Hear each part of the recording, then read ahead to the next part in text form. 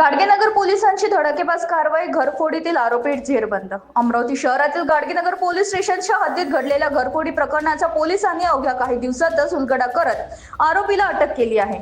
या कारवाईत तब्बल 2,55,000 रुपयांचा सोन्याचे दागिने जप्त करण्यात आले आहेत. संत कबीर नगर येथील रहिवासी संगीता राजू सावडे यांनी घरात ठेवलेल्या सोन्याचे दागिने चोरीला गेल्याची तक्रार गाडगेनगर पोलिसांकडे दिली होती.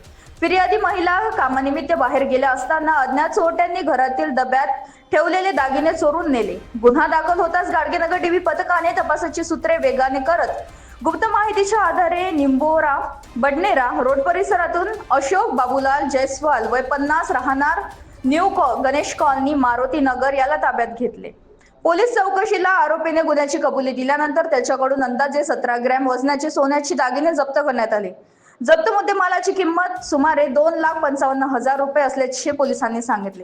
ही संपूर्ण कारवाई पोलीस आयुक्त श्री राकेश ओला यांच्या मार्गदर्शनाखाली गाडगेनगर पोलिसांच्या पथकाने यशस्वीरित्या पार पाडली.